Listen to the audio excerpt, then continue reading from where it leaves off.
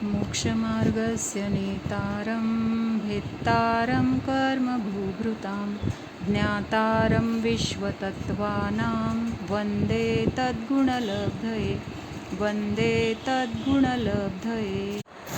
आचार्य उमास्वामी विरचित तत्वार्थसूत्र आणि मोक्षशास्त्र बघतोय आपण. तर काल आपण बघितलं नय आणि प्रमाण. तर ह्याच्यामध्ये थोडंसं म्हणजे फरक पडलेला आहे. म्हणजे सांगताना सांगितले पण अपेक्षा बहुतेक लक्षात आली नसेल किंवा माझं चुकलं असेल तर थोडंसं आपण आता ते परत एकदा डिटेलमध्ये बघूया. प्रमाण आणि नय ह्याच्याद्वारे काय होतं तर आपल्याला वस्तूचं ज्ञान होतं. म्हणजे वस्तूला समजून घेण्यासाठी जाणण्यासाठी ज्या मार्गाचा किंवा ज्या साधनाचा वापर करतो तर ती कुठली साधनं आहेत? प्रमाण आणि नय. म्हणजे ह्याद्वारे आपल्याला ज्ञान होते, आपल्याला वस्तू कशी आहे काय आहे हे समजते. इथंपर्यंत लक्षात येते? ज्ञान होण्यासाठी प्रमाण आणि नय हे काय आहेत? मार्ग आहेत, साधन आहेत. मग आता ह्या दोनच्याद्वारे आपल्याला ज्ञान होते. पण दोन काहीतरी वेगळ्या गोष्टी सांगितल्यात. एक प्रमाण आहे आणि एक नय आहे. मग प्रमाण काय आहे, नय काय आहे? दोन गोष्टी आहेत म्हणजे दोघांमध्ये काहीतरी फरक असणार आहे, वेगळे पण असणार आहे. तर प्रमाण ज्ञान काय आहे तर जे वस्तूच्या अखंडतेला जाणतं. वस्तू जशी अखंड स्वरूपी आहे किंवा जसं त्याच्यामध्ये अनेक अनंत गुण आहेत तर ह्या सगळ्यांना ती वस्तू एकत्रितपणे एकाच वेळेस जाणते. म्हणजे तिथं भेद करून जाणत नाही. त्या वस्तूमध्ये काय काय आहे? सामान्य गुण आहेत, विशेष गुण आहेत, काहीतरी त्या वस्तूचं वैशिष्ट्य आहे, काहीतरी सर्वसामान्यपण आहे. पण ह्या सगळ्याला ती एकत्रितपणे जाणते. त्याला म्हटलंय प्रमाण ज्ञान. ज्या ज्ञानाच्याद्वारे वस्तू जशी आहे तशी जाणतो असं आपण म्हटलं की नाही. काल काय म्हटलं? जशी आहे तशी वस्तू अखंडपणे ज्या ज्ञानाच्याद्वारे जाणलं जातं तर त्या ज्ञानाला काय म्हटलंय? प्रमाण ज्ञान असं म्हटलेलं आहे किंवा प्रमाण असं म्हटलेलं आहे. मग ह्याच्यामध्ये खूप जणांनी असं लिहिलं आहे की प्रमाणामध्ये प्रमाण ज्ञान सामान्य जाणते असं लिहिलेलं आहे. तर सामान्य म्हणजे फक्त कशा अपेक्षेने म्हटलं होतं की एकत्रितपणे जाणते. आणि नय कसं करतोय तर एका गुणाला मुख्य करून तिथं नय जाणतोय. जीवामध्ये ज्ञान गुण आहे असं जेव्हा म्हटलं जाते तर ते काय आहे? नय ज्ञान आहे. किंवा असं ज्ञान गुणाला जाणणं, जीवामध्ये ज्ञान आहे असं म्हणणं, तर हे अनेक गुणापैकी एका गुणाला आपण तिथं जाणतोय. म्हणून तिथं काय म्हटलंय? एका अंशाला जाणलं तर ते नय ज्ञान झालं. किंवा नयाच्याद्वारे त्या अखंड वस्तूमधला एक अंश आपण जाणला. म्हणून तिथं नयाला काय म्हटलंय? त्यावेळेस त्या ज्ञानगुणाला मुख्य करून जाणतोय. मग जीवामध्ये बाकीचे गुण आहेत की नाही? त्यावेळेस बाकीचे अनंत गुण आहेत. पण आत्ता आपण ज्ञानगुण काय आहे किंवा ज्ञानगुणाचे किती प्रकार आहेत हे सगळं जाणत असताना तिथं ज्ञानगुणाला आपण मुख्य केले. ज्ञानगुणाला जाणत असताना जीवाचे बाकीचे जे अनंत गुण आहेत तर ते अनंत गुण त्यावेळेस तिथं आहेत. फक्त आपण त्यावेळेस त्यांच्याकडं लक्ष देत नाही. आपलं लक्ष ज्ञानगुणाकडं आहे. त्यामुळं तिथं बाकीचे गुण जे आहेत त्यांना काय म्हटलं जाईल? गौण आहेत. पण तिथं ते गुण आहेत. आपण आता मुख्यतेने ज्ञानगुणाला जाणतोय किंवा पुद्गलाच्या स्पर्शगुणाला, रसगुणाला जाणतोय. तर हे एका एका गुणाला किंवा एका एका त्या द्रव्याच्या अंशाला जाणतोय. म्हणून तिथं त्याला नय ज्ञान म्हटलेलं आहे. पण अखंड वस्तूला जेव्हा आपण जाणणार तर त्यावेळेस तिथं काय आहे? त्याच्यामध्ये जे काही सामान्य आहे, त्याच्यामध्ये जे काही विशेष आहे हे सगळं जाणलं जाणार आहे. आता जीवामध्ये पण काय सामान्य म्हटलं तर काय आहे? सामान्य गुण पण आहेत, विशेष गुण पण आहेत जीवामध्ये. मग जेव्हा जीवाला आपण जाणणार म्हणजे जीवाचा अनुभव घेणार, जीवाला आपण आपल्या ज्ञानाच्याद्वारे किंवा निर्विकल्प अवस्थेमध्ये जाणणार तर त्यावेळेस तिथं काय आहे? जेवढं काही जीवाचं स्वरूप आहे, अखंड अभेद स्वरूप आहे, त्या अभेद स्वरूपाचा तिथं आपण अनुभव घेणार आहे. तिथं त्यावेळेस सामान्य पण असणार आहे, विशेष पण असणार आहे. पण तिथं प्रमाणाच्याद्वारे जाणताना हा ज्ञान गुण आहे, हा काय दर्शन गुण आहे, हा सुखगुण आहे असं भेद नाही करणार आपण. त्यामुळं तिथं काय आहे? सामान्य आणि विशेषात्मक जी वस्तू आहे त्या वस्तूला आपण तिथं अखंडपणे जाणणार आहे. आणि आपल्याला जेव्हा एका एका गुणाला किंवा एका एका अंशाला जाणायचे तर त्यावेळेस तिथं जाणताना काय म्हटले जाणार आहे? नयाच्याद्वारे तिथं त्या वस्तूच्या अंशाला जाणलं किंवा नयाच्याद्वारे त्या वस्तूला जाणण्यासाठी आपण सगळं समजून घेतलं असं म्हटलं जाणार आहे.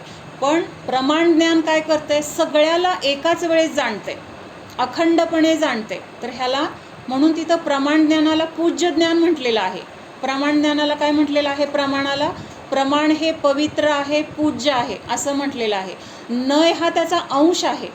प्रमाणामध्ये जे जे काही आहे त्यातल्या एका एका अंशाला नय जाणतो, म्हणून नय काय आहे, अंशाने होते ज्ञान, म्हणून नयाला काय म्हटलेलं आहे, आंशिक ज्ञान असं म्हटलेलं आहे. लक्षात येते का मला काय फरक जाणवला आहे किंवा काय तुम्हाला वाटलंय म्हणायचंय? कारण ह्या ज्ञानाच्या द्वारे आपल्याला जे जसं आहे तसं ज्ञान होणार आहे आणि हे ज्ञान आपल्याला आपल्या दुःखातून मुक्त करणार आहे, किंवा जी अखंड आपलं जीवद्रव्य आहे त्या अखंडतेचं आपल्याला तिथं काय होणार आहे, प्राप्ती होणार आहे. मग ज्या गोष्टींनी मला माझं वैभव, माझं अस्तित्व, माझं स्वरूप मला दाखवून दिलं, तर ती वस्तू काय आहे, पूज्य म्हटली जाते, किंवा त्याच्याद्वारे मला माझं सगळं सुख मिळणार आहे, माझं सगळं दुःख नष्ट होणार आहे. म्हणून तिथं पवित्रता, पूज्यता ह्याचा तिथं काय केला जातो, तसं म्हटलं जातं. तर प्रमाणाला म्हटलं ना तर तिथं पूज्यपणा राहणार नाही, म्हणजे विशेषपणा आहे म्हणून तिथं पूज्यपणा आहे. विशेष म्हणजे काय, अखंड जाणलं जाते, काहीही जाणायचं तिथं राहिलं जात नाही. नयामध्ये काय होते, एका एका अंशाला जाणलं जाते, त्यामुळं एका अंशाला जाणत असताना बाकीचे अंश तिथं जाणले जात नाही आहेत. बाकीचे अंश कसे आहेत, तिथं गौण रूपाने आहेत, त्यांचं अस्तित्व आहे, पण जाणण्यामध्ये त्यातला एखादा अंश आलेला आहे. त्यामुळं नयाला काय म्हटलेलं आहे, प्रमाणासारखं नयाला पूज्य म्हणता येणार नाही, पण प्रमाण सर्व काही जाणते, प्रमाणामध्ये काहीही जाणायचं शिल्लक राहत नाही.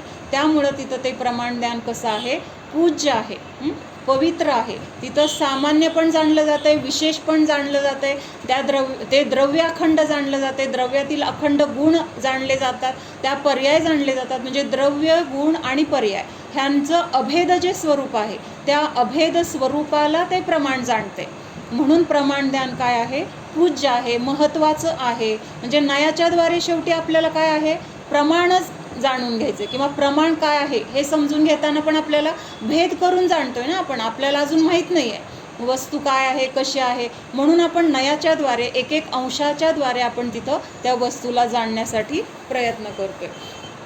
म्हणून काय आहे, तर संपूर्ण वस्तूला, संपूर्ण द्रव्याला प्रमाण जाणते, म्हणून ते पूज्य म्हटलेलं आहे. किंवा सामान्य आणि विशेष, द्रव्य, गुण, पर्याय सर्व काही त्या प्रमाण ज्ञानामध्ये जाणलं जाते. म्हणजे आता इथं सामान्य म्हणजे कसा अर्थ घेतला गेला आहे सांगू का? काल का परवा ज्ञानाचे 5 भेद बघितले होते, मतिज्ञान, श्रुतज्ञान, अवधिज्ञान, मनपरेज्ञान आणि केवल ज्ञान.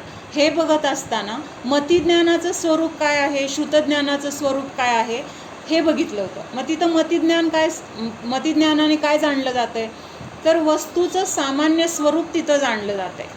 म्हणजे आपण काय बघितलं होतं, हे पुस्तक आहे एवढंच मतिज्ञानाच्या द्वारे आपल्याला जाणलं गेलं. मग श्रुतज्ञानाच्या द्वारे काय होतं आहे, ते पुस्तक कुठलं आहे, कुठल्या भाषेतलं आहे, किती पानाचं आहे, कुणी लिहिलेलं आहे, हे सगळं एक एक विशेष तिथं कुठं जाणलं जातं आहे, श्रुतज्ञानामध्ये जाणलं जाते. मग मतिज्ञानाने अगोदर सामान्यपणे पुस्तक आहे हे जाणलं होतं, तसं इथं प्रमाणमध्ये सामान्य घ्यायचं नाही, हे मला सांगायचं आहे. तिथं वस्तूला अखंड जाणलं जातं आहे. जीवद्रव्य आहे, मग जीवद्रव्यामध्ये जेवढे गुण आहेत त्या सर्व गुणांचा तिथं अनुभव एकत्रितपणे, अखंडपणे आपण आपल्या प्रमाण ज्ञानाच्या द्वारे घेतो किंवा घेऊ शकतो. म्हणून त्या ज्ञानाला काय म्हटलेलं आहे, अखंड किंवा सामान्य विशेषात्मक जाणते. म्हणजे सामान्य कुठल्या अपेक्षेने सगळं काही जाणलं जाते तिथं, आणि नय काय करतोय, एका गुणाला मुख्य करून जाणतोय.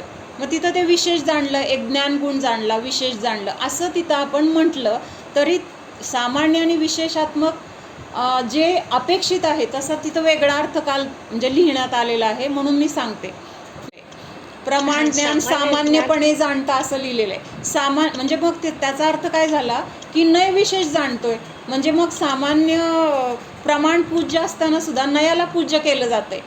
सामान्य म्हणजे सामान्यामध्ये तिथं विशेष असणार, सामान्य असणार, किंवा जेवढं त्या अस्तित्व त्या द्रव्याचं आहे, जेवढं त्याच्यामध्ये काय गुण आहेत किंवा त्याचं काहीतरी पर्याय आहेत, ते द्रव्य कसं आहे हे अखंडितपणे प्रमाण ज्ञानाच्या द्वारे जाणलं जाणार आहे.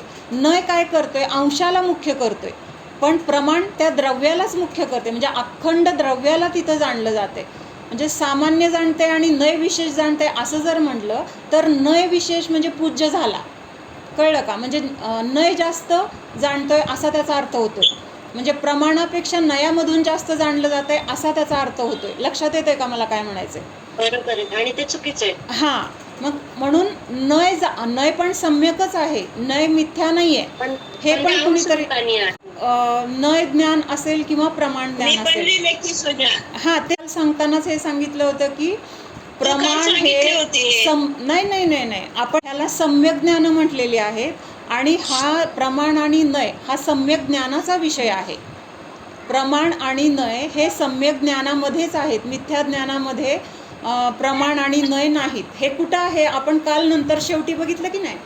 अनेकांत आणि एकांत हे स्वरूप आपण जे बघत होतो तर त्याच्यामध्ये अनेकांतामध्ये सम्यक अनेकांत पण येणार, मिथ्या अनेकांतमध्ये मिथ्या अनेकांत पण येणार, एकांतामध्ये सम्यक एकांत पण येणार. आणि हां, असे नका. मग हे आपले जे काही आपले चुकीचे ग्रह झालेत ना ते आपले क्लिअर व्हावेत म्हणून मी आज परत सांगते. किंवा हे सामान्य पण सगळ्यांना वाटले की प्रमाण हे सामान्य आहे आणि नयाच्याद्वारे विशेष ज्ञान होते. मग ज्याच्याद्वारे विशेष ज्ञान होते त्याला आपण मुख्य करतोय असा अर्थ होतोय तिथं. तसं नाही. नयाच्याद्वारे आंशिक ज्ञान होते, पण ते आंशिक ज्ञान होत असताना एका एका गुणाला तिथं मुख्य करून जाणतोय आपण. आता जीवाच्या ज्ञान गुणाला जाणतोय, मग त्यावेळेस जीवाच्या मध्ये असलेले अनंत गुणांपैकी ज्ञान गुणाला तिथं आपण मुख्य केलेलं आहे, पण बाकीचे गुण पण तिथं आहेत. जेव्हा आपण दर्शन गुणाला जाणणार तेव्हा दर्शन गुणाला मुख्य केलं, त्यावेळेस ज्ञान गुण तिथं गौण झाला. जेव्हा जीवामधल्या चारित्र्य गुणाला जाणतोय तेव्हा चारित्र्य गुणाला मुख्य केले, बाकीचं ज्ञान दर्शन किंवा बाकीचे अनंत गुण त्यांना तिथं काय केले? गौण केले. म्हणून मुख्य आणि गौण ही व्यवस्था नयामध्ये आहे. आणि हे जे काही अखंड आहे, मुख्य आणि गौण असं मिळून जे काही अखंड द्रव्य आहे तर ते द्रव्य प्रमाणाच्या द्वारे जाणलं जाते. लक्षात येते का? पवित्र आहे किंवा अखंडतेला जाणतं. प्रमाणामध्ये कुठलीही गोष्ट जाणण्याची राहिलेली नसते. सगळं जेवढं काही आहे तिथं अभेद रूपाने अखंड रूपाने त्याच्यामध्ये जाणलं जाते. सुद्धा सम्यक ज्ञानच आहे. हां, म्हणजे काय? जसं आहे तसं खरं. आता एखाद्या गोष्टीला आपण आता वस्तू आणली काहीतरी, तर ती वस्तू कशी आहे? नवीन आली आपल्या घरामध्ये, मग पहिल्यांदा एक गुण त्याचा समजला की बाबा ही ह्या कंपनीची आहे. अजून बाकीचं त्याचं प्राईस माहीत नाही आहे, त्याचं काम माहीत नाही आहे, ते कुठल्या कंपनीचं आहे माहीत नाही आहे. म्हणजे हे सगळं अजून आपल्याला माहिती करून घ्यायचं आहे. पण पहिल्यांदा जे जाणलं आपण तर ते तेवढं जाणलेलं सुद्धा कसं आहे? सम्यक आहे. म्हणजे हे प्रमाण आणि ज्ञ हे जे दोन्ही आपण जाणण्याची आपल्याकडे जी साधनं आहेत तर ती दोन्ही पण कशी आहेत? सम्यकच आहेत. त्याच्यामध्ये मिथ्या नाही आहेत. आणि प्रमाण ज्ञान हे अखंडतेला जाणतं म्हणून पूज्य आहे. न हे अंशाला जाणतं म्हणून ते काय आहे? प्रमाणापेक्षा नयाचं काय आहे? हां, त्याच्यामध्ये पूज्यता कमी म्हटली जाते. कुठल्या अंशाने? आंशिक जाणले म्हणून आंशिक पूज्य आहे. नयाने अखंड जाणले म्हणून प्रमाणाने अखंड जाणले म्हणून प्रमाण अखंड पूज्य आहे. मग आता ह्याचं आपण उदाहरण बघतोय की बाबा सरबत करतोय आपण, मग साखर घातली, मीठ घातलं, लिंबू घातलं, असं एक एक एक एक आपण तिथं काय करतोय? काय काय घातलं ते समजून घेताना एक एक एक बघतोय आपण. पण आपण जेव्हा ते सरबत पितो त्यावेळेस त्याच्यामध्ये सगळं घातलेलं आहे की नाही? का तिथं सामान्यपणे जाणतोय आपण? सगळं जाणतोय आपण. म्हणजे जे जे त्याच्यामध्ये अंश आहेत त्या सगळ्या अंशांनी मिळून बनलेलं अखंड सरबताचा आपण तिथं काय करतोय? स्वाद घेतोय. त्यामुळं तिथं प्रमाण हे जास्त पूज्य आहे.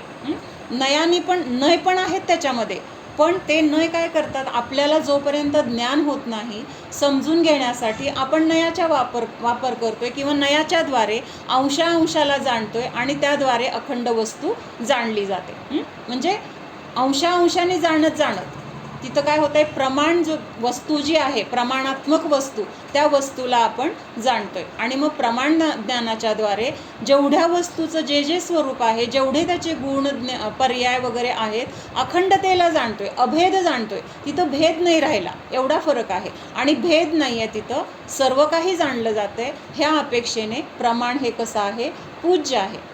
आणि त्याच्याद्वारे आपल्याला जे मिळणार आहे तर ते नियमाने सुखच मिळणार आहे. त्याच्यामध्ये दुःखाचा अंश कधीही नसणार आहे. किंवा जे उलट आपल्या संयोगामध्ये दुःख आहे त्या दुःखातून म्हणजे दूर होण्याचा किंवा त्या दुःखाला नाश करण्याचं हे काय आहे, साधन आहे.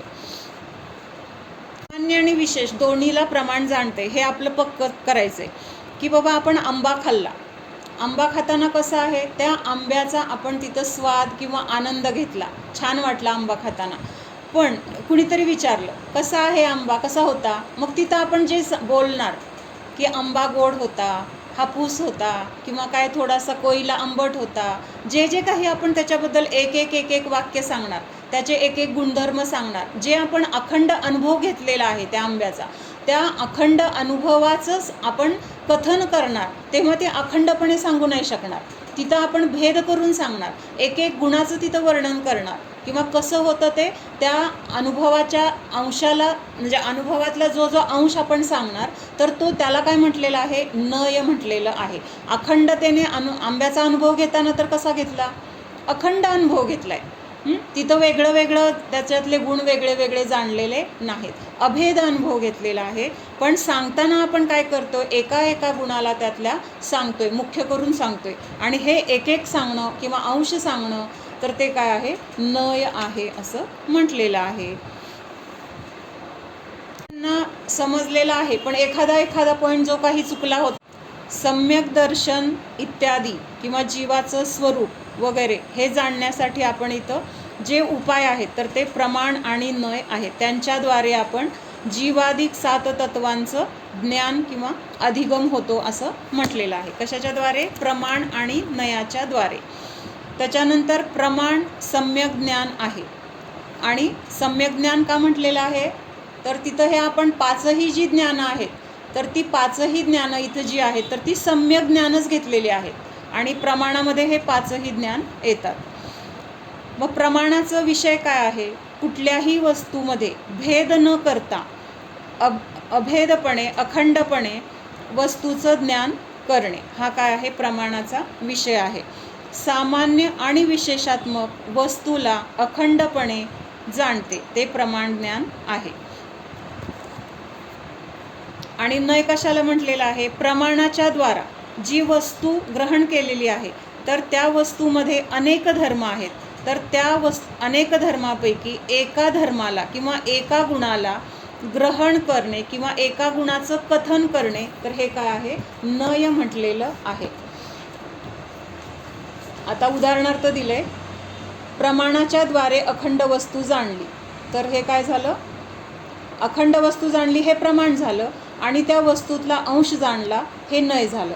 आता अखंड जीवाला जाणलं, अखंड जीवाचा अनुभव घेतला, मी जीव आहे असा आपण निर्विकल्प अनुभव घेतला, तर ते प्रमाण झालं.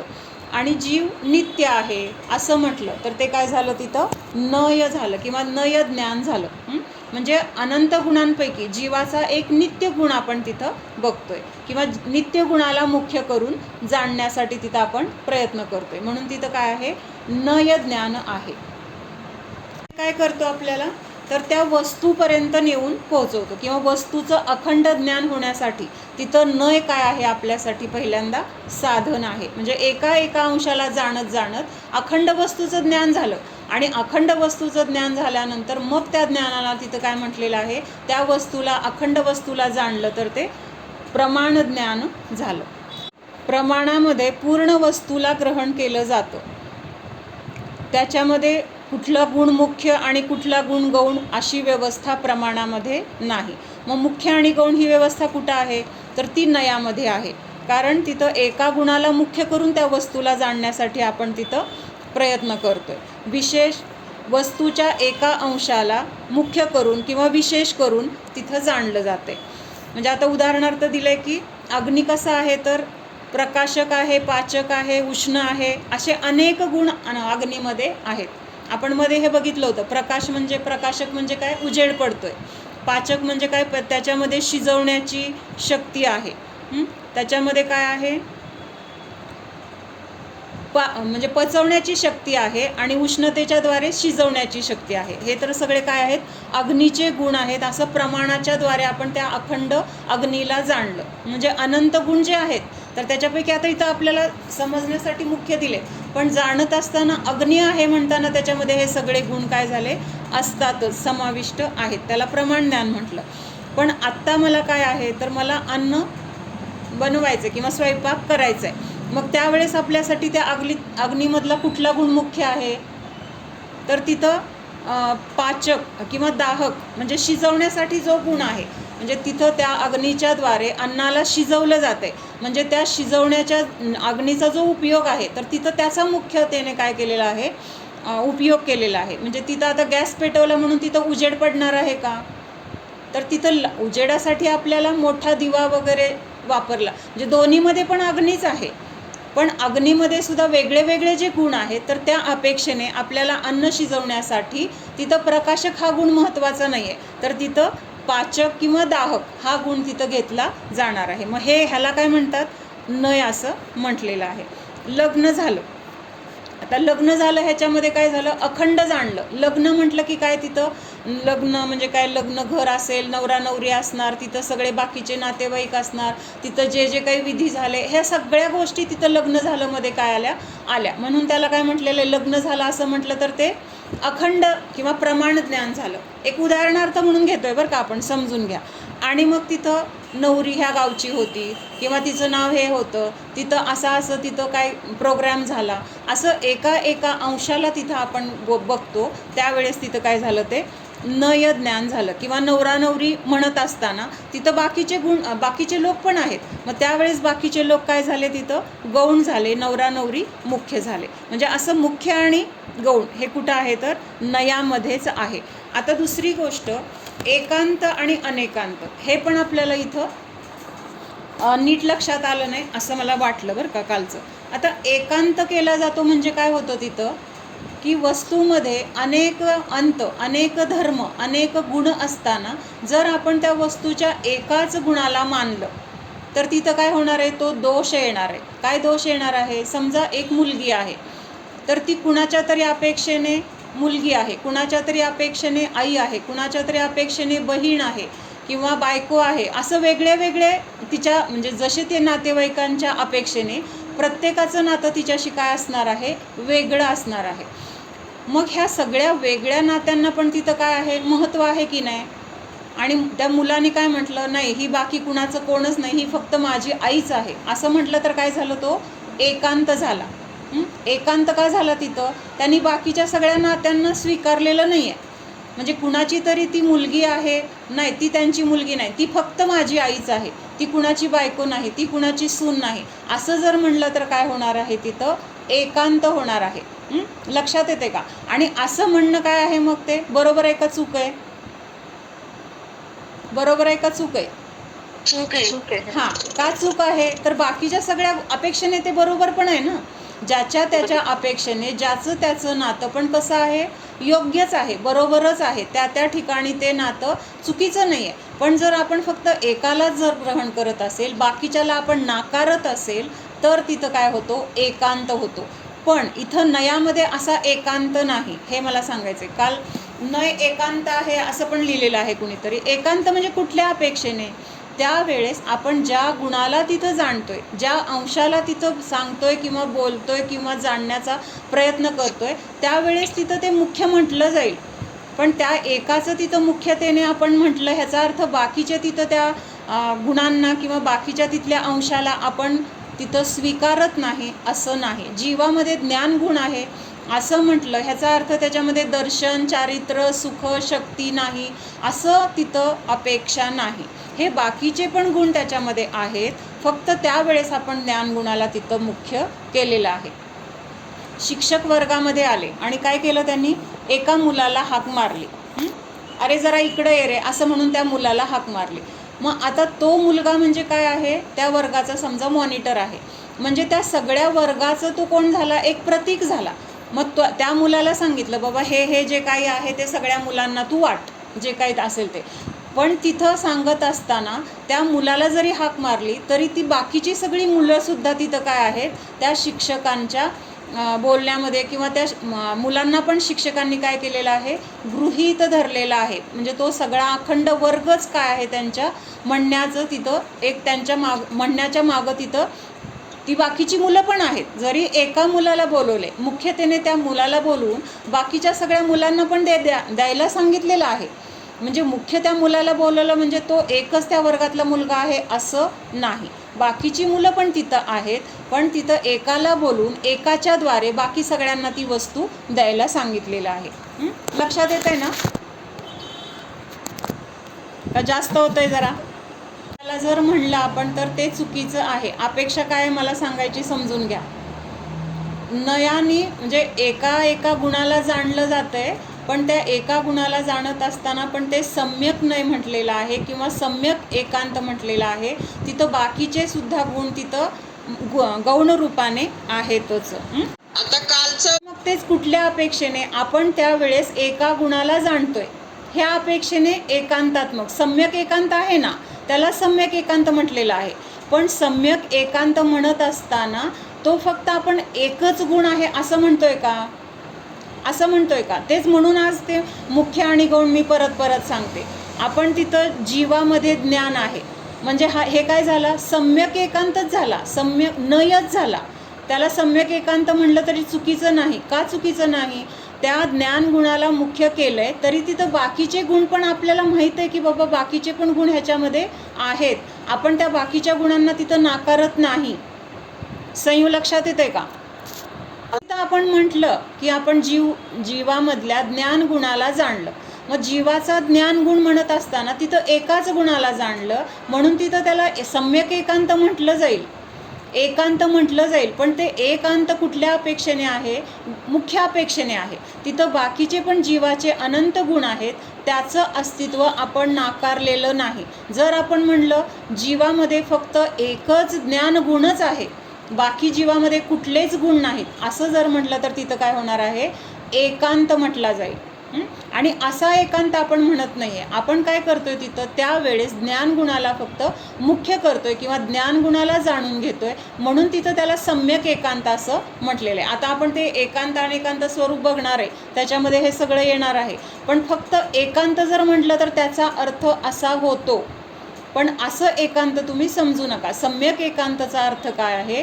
त्यावेळेस ज्या अंशाला आपण जाणतोय त्याला मुख्य केलेलं आहे. बाकीचं जे आत्ता आपण जाणत नाही ते तिथं गौण रूपाने उपस्थित आहे. वर्गामधल्या त्या मुलाला पुढं बोलवलंय म्हणजे बाकीची मुलं वर्गामध्ये आहेत का नाहीत? आहेत की नाही? त्या मुलांना तिथं नाकारलेलं नाही आहे किंवा त्या एका मुलालाच तिथं त्या शिक्षकांनी दिलेलं नाही आहे. बाकीच्या सगळ्या मुलांना गृहीत धरून त्या मुलाला बोलवलेलं आहे. म्हणजे बाकीच्यांचं अस्तित्व तिथं आहे. द्रव्याचे अंश, बाकीचे पण गुण, त्यांचं अस्तित्व तिथं आहे. त्याचा आपण निषेध केलेला नाही. आपण काल बघितलं की वस्तूला जाणण्याची साधनं किंवा जे काही आपल्याला कशाच्याद्वारे वस्तू जाणायची तर ती प्रमाण आणि नयाच्याद्वारे वस्तू जाणली जाते. म्हणून ह्याला हे प्रमाण आहे, पूज्य आहे असं आपण म्हणतोय.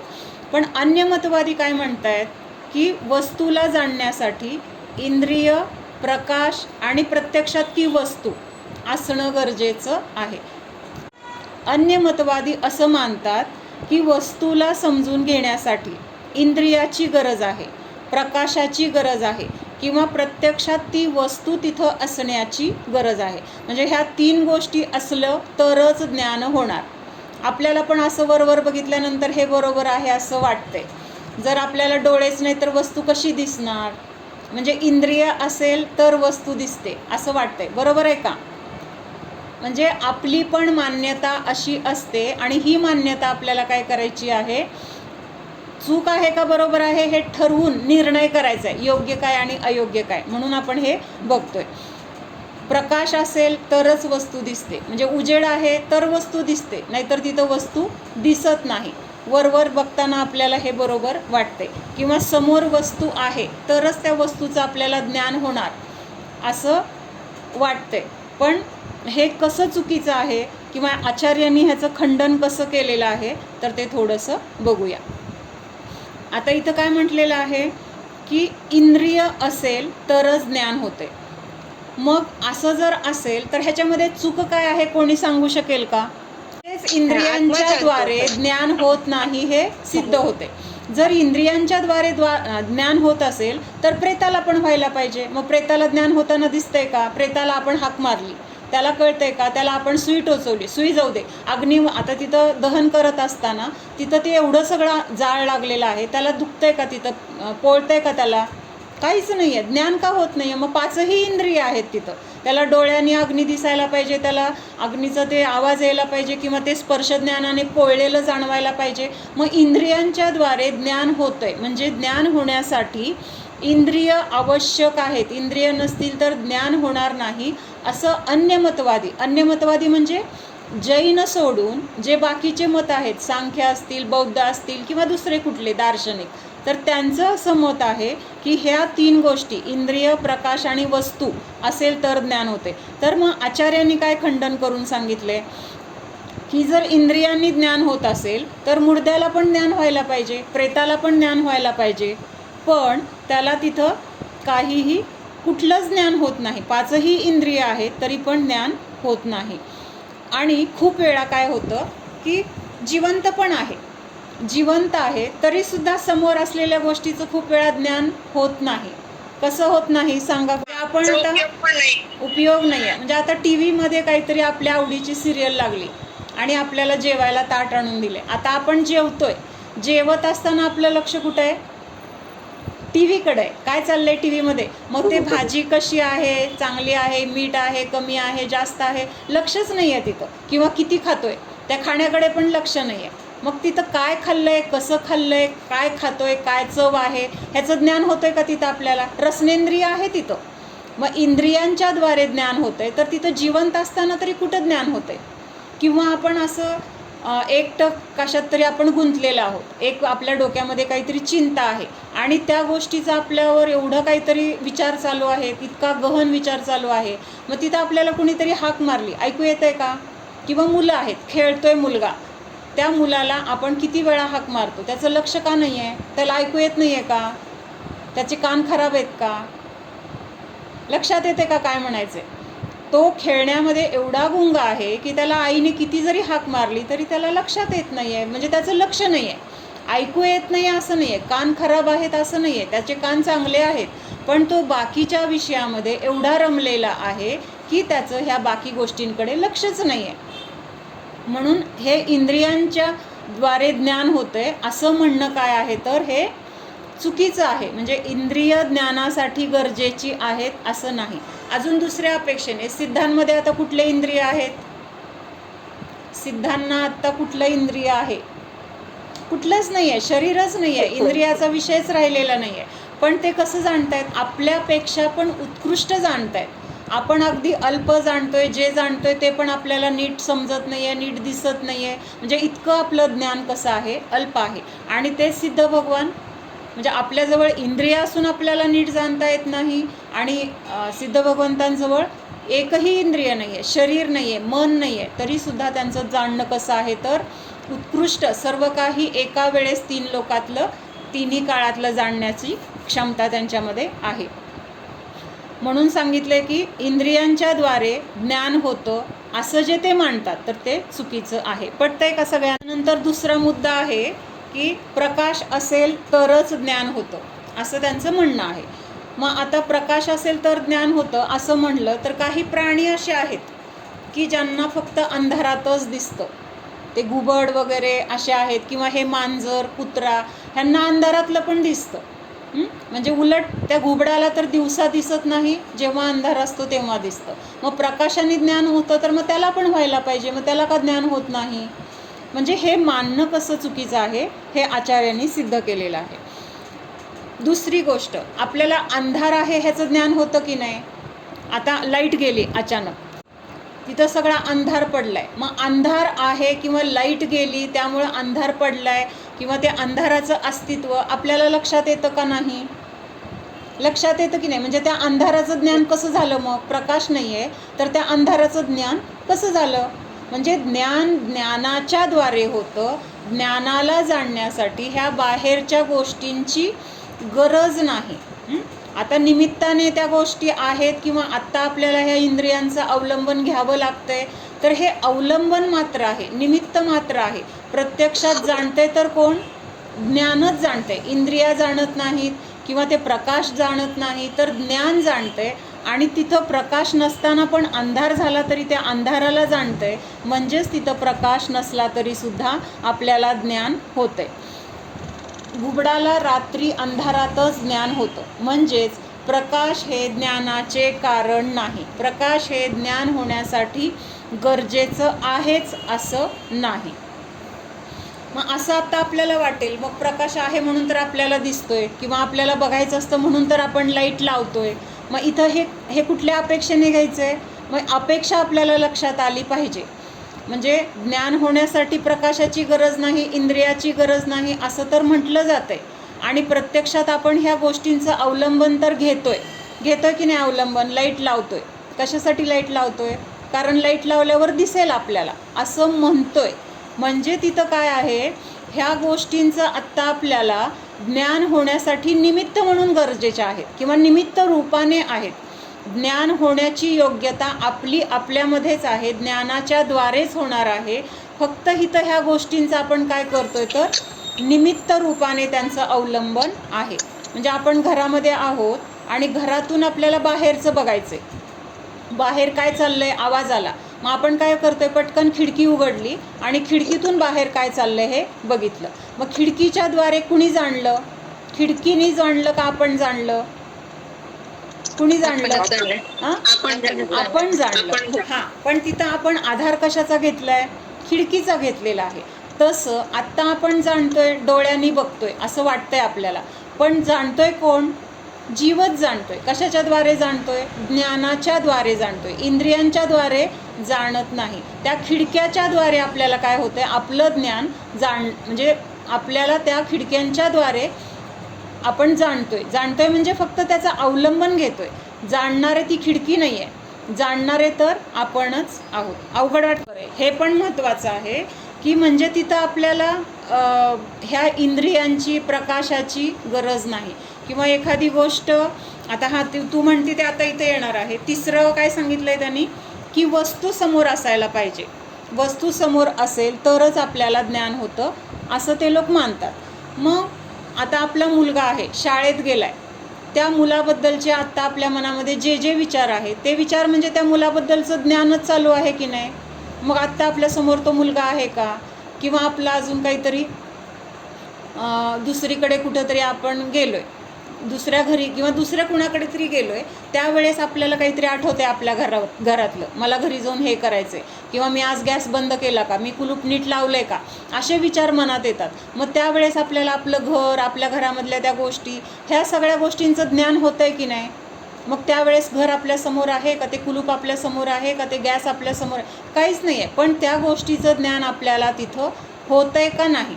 म्हणजे ज्ञान होण्यासाठी वस्तू समोर असणं पण गरजेचं नाही, किंवा त्या वस्तूमुळंच ज्ञान होतंय असं पण नाही. म्हणजे त्याच्याबद्दल म्हणजे अजून आपल्या ज्ञानावर ते आवरण आहे. त्या ज्ञानाला जाणण्याचं आपल्याला अजून तिथं अज्ञान आहे. मग हे अज्ञान आपलं आहे म्हणजेच काय आहे? ते कर्म आहे. त्या कर्माने त्या ज्ञानाला झाकलेलं आहे. आता समजा आता आपण खिडकीचं उदाहरण घेतलं की बाबा बाहेर काहीतरी चाललंय हे बघायचं आहे म्हणून आपण खिडकी उघडली. मग त्यावेळेस नक्की काय झालेलं आहे? बाहेरून तर आपल्याला दिसते, खिडकी उघडली मग बाहेरची वस्तू किंवा बाहेर काय चाललंय ते आपल्याला दिसलं. पण खिडकी उघडली आणि बाहेरचं दिसलं हे म्हणजे बहिरंगामध्ये आहे. अंतरंगामध्ये काय घटना झालेली आहे की त्यावेळेस आपल्याला ती बाहेरची वस्तू दिसणार, तसं ज्ञान होणार. त्या ज्ञान होण्याची तिथं काय होती? तशी योग्यता होती, किंवा ज्ञानाचा तसा उघाड होण्याचा तसा तिथं कर्माचा उदय होता. लक्षात येते का? आपल्याला बाहेर काय वस्तू आहे हे आपल्या ज्ञानाने जाणण्याची ती वेळ आली होती, किंवा त्यावेळेस तसा तो कर्माचा उदय होता की आपल्याला ती बाहेरची वस्तू दिसणार होती. मग त्यावेळेस आपल्याला ते ऐकू आलं आणि ते बघण्याचे काय झाले, तिथं मनामध्ये भाव झाले आणि मग खिडकी उघडली आणि ती बाहेरची गोष्ट दिसली. म्हणजे मुख्यतः कुठं आहे? ते ज्ञान होण्याची तिथं तशी वेळ होती, म्हणजे कर्माचा तसा उदय होता. म्हणजे परत कुठं आलं? ज्ञानामध्येच आलं. म्हणजे जाणलंय कुणी? ज्ञानानेच जाणलेलं आहे. बाहेर काय आहे ते खिडकीने जाणलं का आपण जाणलं? आपणच जाणलेलं आहे. त्यावेळेसच का जाणलं? त्यावेळेस तो कर्माचा तसा उदय आला होता. त्यावेळेस ते जाणण्याचं ते जे काही आवरण होतं म्हणजे जाणलं नव्हतं आत्तापर्यंत. खिडकी बंद आहे तोपर्यंत आपल्याला ते दिसत नव्हतं बाहेर काय आहे, म्हणजे त्यावेळेस त्या ज्ञानावर आवरण होतं. आणि आपण खिडकी उघडली त्यावेळेस ते आवरण नष्ट झालं होतं, कर्माचा तसा उघाड झाला होता, आपल्याला ती वस्तू तिथं दिसली. ज्ञानाचा उघाड झाला होता, कर्माचा नाही. ज्ञानाचा उघाड झाल्यामुळं आपल्याला तिथं काय झालं, वस्तू दिसली. पण आपण म्हणताना काय म्हटलं, खिडकी उघडली म्हणून दिसलं, तिथं बाहेर प्रकाश होता म्हणून दिसलं. म्हणजे तिथं बाहेर ही सगळी निमित्त रूपाने हजर आहेत. इंद्रिय निमित्त आहे, बाहेरच्या वस्तू निमित्त आहेत, प्रकाश निमित्त आहे. पण ह्या सगळ्यांना जाणतंय कोण, ज्ञान जाणते. म्हणजे जाणण्यासाठी आपल्याला बाहेरच्या कुठल्याही गोष्टीची गरज नाही. जाणण्यासाठी तिथं आपलं ज्ञान खंबीर आहे. पण त्या ज्ञानावर जोपर्यंत आवरण आहे तोपर्यंत बाहेर अशी कारणं दिसत आहेत. खूप वेळा काय होतं, आपल्याला एखादी गोष्ट समजून घ्यायला गेलो तरी समजत नाही. एखादं अवघड गणित आहे, लवकर समजलंच नाही, 10 वेळा समजून सांगितलं, समजलंच नाही. तृप्ती का नाही समजलं, ते शिक्षक समजावून सांगतायत, परत परत सांगतायत, आणखीन खोलून खोलून सांगतायत, पण आपल्याला लवकर समजलं नाही. 10 वेळा सांगितलं, समजलं नाही, 11व्या वेळेला समजलं. मग 10 वेळा का नाही समजलं, तर त्यावेळेस आपल्याला ज्ञानावरण कर्माचा उदय होता, त्यामुळं ते ज्ञान झालं नाही. आणि 11व्या वेळेला समजलं, कारण त्यावेळेस आपल्या ज्ञानाचा तिथं उघाड झाला होता. तो ज्ञानाचा उघाड व्हायची वेळ 11व्या वेळेला सांगताना होती. म्हणून तिथं म्हटलेलं आहे की त्यावेळेस मला म्हणताना म्हणणार आपण, हां मला आता समजलं, तुम्ही आत्ता सांगितलं ना ते बरोबर समजलं. मग ते अगोदरचं 10 वेळेला पण सांगितलेलं बरोबर होतं, पण तेव्हा काय ह्याच्यात पण अनेकांत असं नाही लावता येणार इथं. अनेक म्हणजे अनेकांतवाद म्हणजे अनेक गोष्टींना एकत्रितपणे बघणं किंवा एकत्रितपणे असणं. इथं आता तू म्हणती ना बाहेरच्या गोष्टी समजतात, धर्मामधल्या समजत नाहीये. एकतर पहिली गोष्ट म्हणजे आपल्याला बाहेरच्या गोष्टींची जास्त रुची आहे, कारण अनादिकाळापासूनचे ते संस्कार आहेत. धर्मामधल्या गोष्टी आपल्याला माहीत नाही आहेत, त्याचे संस्कार कमी आहेत, त्यामुळे लवकर त्या समजत नाहीत. दुसरी गोष्ट, ज्ञानावरण कर्माचा तसा उघाड आहे, बाहेरच्या गोष्टी लगेच समजतात. म्हणजे तिथं कर्माचा म्हणजे तिथं काय आहे, तर त्या ज्ञानाचा तिथं उघाड आहे, ज्ञानावरण कर्म तिथं कमी झालेलं आहे. आणि ह्या इथं आपण जिथं आपल्याला गोष्टी समजत नाही आहेत तर तिथं ज्ञानावरण कर्म जास्त आहे, ज्ञानाचा उघाड कमी आहे, असा त्याचा अर्थ होतो. कसा कर्माचा उदय आहे तसं ज्ञान होतंय आपल्याला. आपल्याला जर रुची असेल ना तर ते ज्ञानावरण कर्मसुद्धा कमी कमी कमी होणार आहे. जेवढी आपण रुचीने अभ्यास करणार, जेवढं जास्त लक्ष देणार, जेवढा जास्त वेळ देणार, तेवढं ते ज्ञानावरण कर्म कमी होणार आणि आपल्याला ज्ञान वाढणार. आपली रुची कुठं जास्त आहे, बाहेर जास्त आहे, संसारात जास्त आहे. त्यामुळं तिकडचं ज्ञान तर आणि अनादिकाळापासून तेच करत आलो आहे, त्यामुळं ते सोपं वाटतंय किंवा लगेच कळतंय असं वाटतंय. हे जर करत गेलो तर हे पण आपल्याला सोपं वाटणार आहे. म्हणजे हिथं पण आपला ज्ञानाचा उघाड वाढणार आहे. मग त्याच्यासाठी आपल्याला रुची, वेळ ह्या गोष्टींची जास्त गरज आहे की काल आपण बघितलं की वस्तूला जाणण्याचं साधन प्रमाण आणि नय, म्हणजे दोन्ही काय आहे, ज्ञानच आहे. प्रमाण म्हणजे अखंड ज्ञान आहे, नय म्हणजे आंशिक ज्ञान आहे. पण आता इथं अन्य मतवादींनी काय केलं आहे, वस्तूला जाणण्यासाठी इंद्रिय, प्रकाश आणि वस्तू ह्या 3ची गरज मानलेली आहे. त्यांनी ज्ञानाची गरज आहे असं मानलेलंच नाही. मग ही गोष्ट पण आपल्याला पण असं वाटत असतं की इंद्रिय असतील तर मला ज्ञान होईल, म्हणून आपण घाबरतो. का घाबरतो, मला ऐकू येत नाही आहे, मग तिथं लगेच भीती वाटते, बापरे मला बहिरं पण आलं, किंवा आता मला कसं ऐकू येणार, मला दिसत नाही आहे, आता मोतीबिंदू झाला, आता मला कसं होणार, ऑपरेशन करावं लागणार. म्हणजे त्या डोळ्याच्याद्वारेच आपल्याला दिसतंय, त्या कानाच्याद्वारेच ऐकू येतं आहे, असं आपण काय करतोय, पूर्णपणे त्याच्यावर अवलंबून राहतोय किंवा पूर्णपणे तसं मानतोय.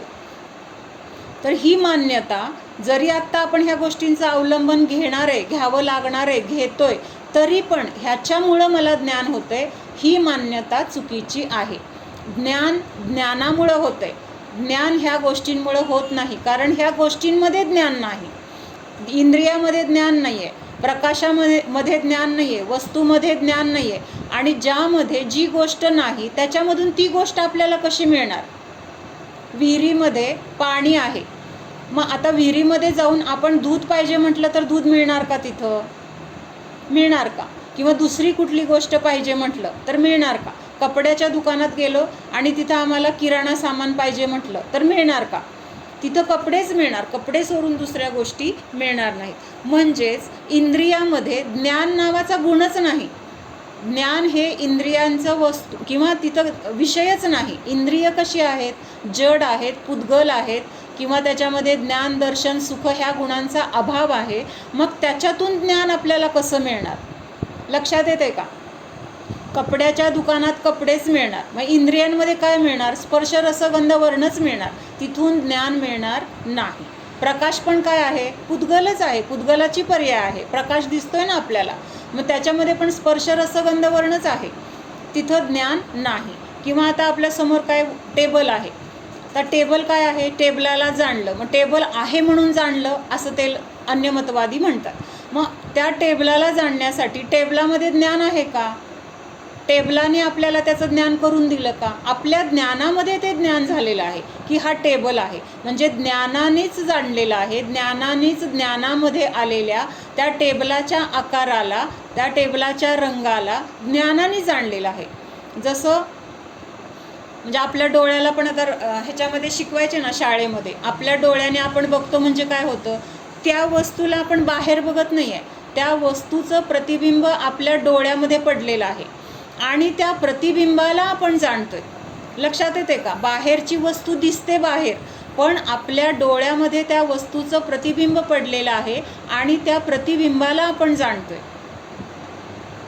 असं आपल्याला म्हणजे शाळेमध्ये पण हे शिकवलेलं आहे. म्हणजे हे त्यांनी प्रूव्ह केलेलं आहे सगळं, कसं असतं, कशी ती प्रतिमा आपल्या डोळ्यामध्ये पडते, कसं ज्ञान होतं, हे सगळं आपल्याला शिकवलेलं आहे. तसं ह्या बाहेर ज्या ज्या गोष्टी आहेत त्या गोष्टी आपल्या ज्ञानामध्ये जाणल्या जात आहेत आणि त्या जाणल्या गेलेल्या त्या ज्ञानालाच आपण जाणतोय.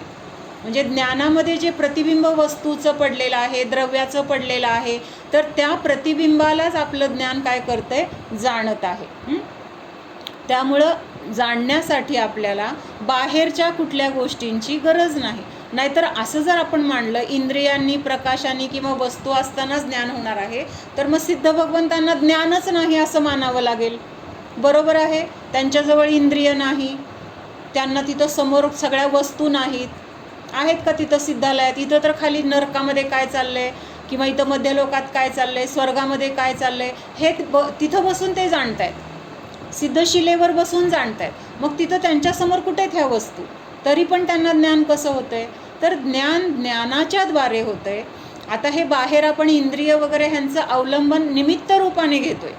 ज्ञान होण्याची वेळ आली किंवा ज्ञानावर तसा उघाड असेल ज्ञानाचा, किंवा ज्ञानावरण कर्म कमी झाला असेल, तर बाहेरच्या गोष्टींचं आपल्याला ज्ञान होते. आता समजा आत्ता आपण स्वाध्याय करताना जे ऐकलं, समजा ते अगोदर आपल्याला माहीत नव्हतं, मग आत्ता ऐकलं म्हणजे आत्ता ह्या गोष्टींचं आपल्याला ज्ञान झालं. मग आत्ता ज्ञान झालं याचा अर्थ इथं ह्या वहीमुळं, ह्या पुस्तकामुळं किंवा ह्या शब्दांमुळं ज्ञान झालं असं व्यवहाराने म्हटलं जाईल.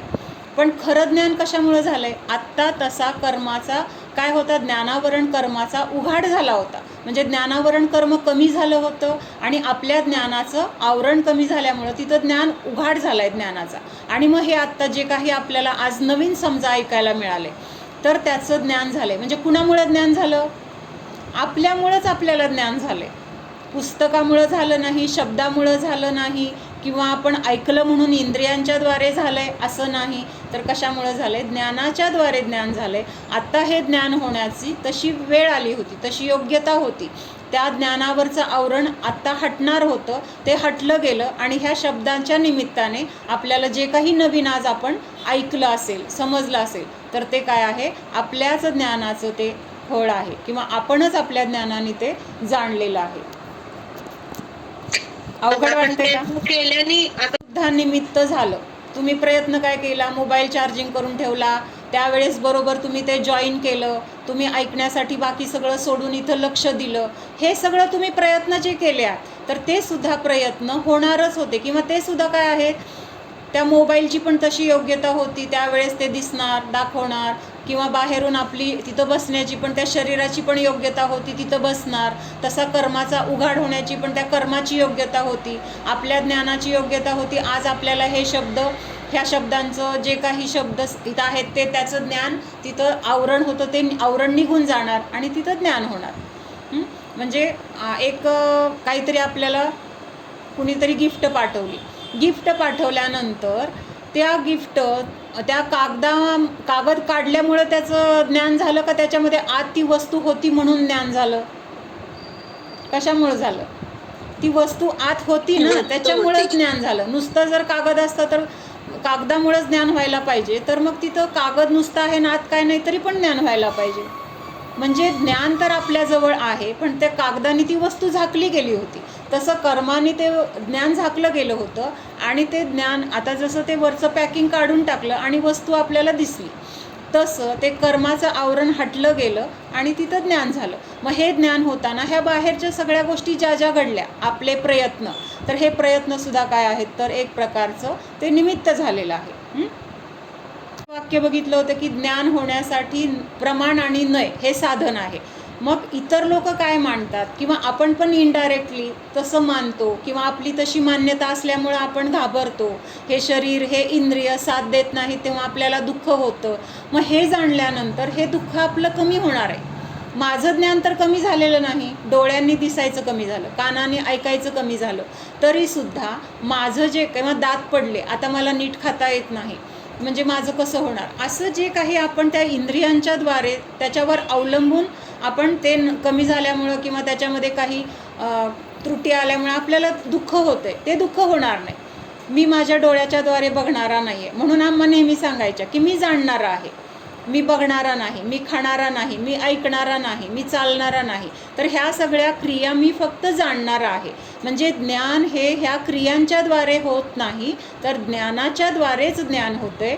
म्हणून आपण जर असं मानत असेल इंद्रियांच्यामुळं मला ज्ञान झालं, तर ती आपली मान्यतासुद्धा अन्य मतवादींच्या मध्ये जाऊन ठेवते आपल्याला. म्हणजे आपण पण मग अन्य मतवादी झालो, जैन मताला आपण स्वीकारलं नाही, त्यांचं मत स्वीकारलं, असा त्याचा अर्थ होतो. जरी आपण असं मनाने विचार नाही केला, पण जर आपण असं मानलं की इंद्रियांमुळं ज्ञान झालं, वस्तूमुळं ज्ञान झालं, प्रकाशामुळं ज्ञान झालं, तर त्याचा अर्थ काय होतोय, आपण अन्य लोकांची जी मतं आहेत त्या मतांचा आपण स्वीकार केला आहे किंवा त्या मतांनाच आपण मानतोय. म्हणून आपल्याला ह्या गोष्टींचं अवलंबन घेत असतानासुद्धा त्याच्यामुळं ज्ञान होतं आहे असं फक्त मानायचं नाही आहे. माझं ज्ञान मला माझ्याच ज्ञानामुळं होते. डोळ्याने दिसायचं बंद जरी झालं तरी ज्ञान माझं बंद झालेलं नाही किंवा ज्ञान माझं नष्ट झालेलं नाही. म्हणून मग ते आंधळ्या व्यक्तीला पण जाणण्याची क्षमता आहे ना, आधी काय जाणलेलं आहे किंवा आता ज्ञान आहे ते काही नष्ट झालेलं नाही. ज्ञान तर ज्ञान अखंडपणे जीवासोबत राहणार आहे. तो कुठल्याही गतीत गेला, कुठल्याही अवस्थेत, कुठल्याही पर्यायामध्ये, कुठल्याही क्षेत्रामध्ये असेल तरी त्याचं ज्ञान त्याच्याबरोबर कायम आहे, अनादी अनंत आहे. त्यामुळे ह्या बाहेरच्या गोष्टींची तिथं ज्ञान होण्यासाठी आपल्याला गरज नाही. हे आपलं दुःख कमी होण्यासाठी ही गोष्ट आपल्याला महत्त्वाची आहे का नाही? ही खंबीरता, हे आपल्याला जर पक्क झालं तर खरंच आपल्याला आपल्या शरीराने साथ नाही दिली तरीसुद्धा आपल्याला दुःख होणार नाही. ज्या ठिकाणी ज्या अवस्थेमध्ये आपण असणार आहे तिथं पण आपण आनंदी असणार आहे, तिथं पण आपल्याला दुःख होणार नाही. कारण माझं ज्ञान ह्या शरीरामध्ये नाही आहे, माझं ज्ञान ह्या इंद्रियांच्यामुळं नाही आहे, इंद्रियांमध्ये नाही आहे, डोळ्यांमध्ये नाही आहे, कानामध्ये नाही आहे. हे तिथं आपलं ज्ञान आपल्याला दुःखातून दूर करणार आहे किंवा त्या दुःखाला आपल्यामध्ये प्रवेशच करून देणार नाही आहे.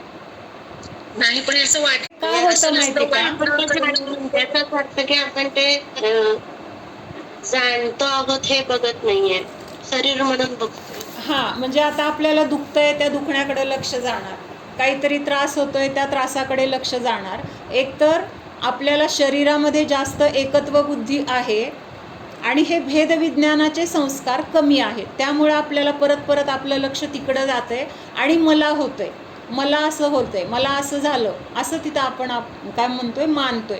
मग ही मान्यताच आपल्याला बदलायची आहे आणि ही मान्यता बदलण्यासाठीच हे सगळे आपले काय आहेत, सिद्धांत, तत्व, हेच आपल्याला शिकायचं आहे. कशासाठी? ही मान्यता आपली हळूहळू कमी होणार आहे, प्राजक्ता. म्हणून परत परत आपण जेव्हा काय काय करत असतो त्यावेळेस आपण परत स्वतःला आठवण करून द्यायची, ही गोष्ट मी करणारा नाही, जाणणारा आहे. ही गोष्ट मी करणारा नाही, जाणणारा आहे, बघणारा नाही, जाणणारा आहे. म्हणजे सतत मी जाणणारा जाणणारा जाणणारा हे संस्कार जर केले, हे संस्कार जर आपले पक्के झाले, तर मग तिथं शरीरामध्ये जी वेदना आहे त्या वेदनेला मी जाणणारा आहे. ती वेदना माझ्यामध्ये नाही, ती वेदना शरीरामध्ये आहे, असं तिथं आपलं काय होणार आहे, भेदविज्ञान होणार आहे. आणि मग ती वेदना तिथं फक्त जाणतोय, त्यामुळं त्याचं दुःख कमी होणार आहे. ओम. सावधान जाणा, हा मी शुद्ध जीव आहे, जाणणारा आहे, मात्र जाणत आहे. जाणणे सोडून मी अन्य काहीही करणारा नाहीच. जाणा, हा मी माझ्याच ज्ञानाद्वारे जाणत आहे.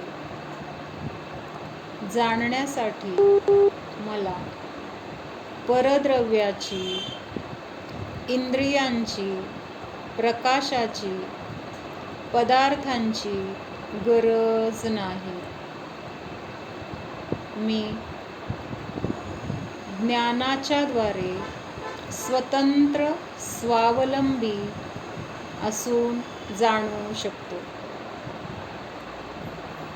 माझ्यामध्ये अनंत ज्ञान आहे. सर्व काही जाणण्याची क्षमता माझ्यामध्ये आहे. मी मात्र जाणणारा आहे, परद्रव्याचा करता नाही. कुठलीही क्रिया मी करणारा नाही, जाणणारा आहे. ऐकणारा नाही, बघणारा नाही, खाणारा नाही, चालणारा नाही, काही करणारा नाही, मात्र जाणणाराच आहे. ज्ञायक स्वरूपोऽहम् अनंत ज्ञान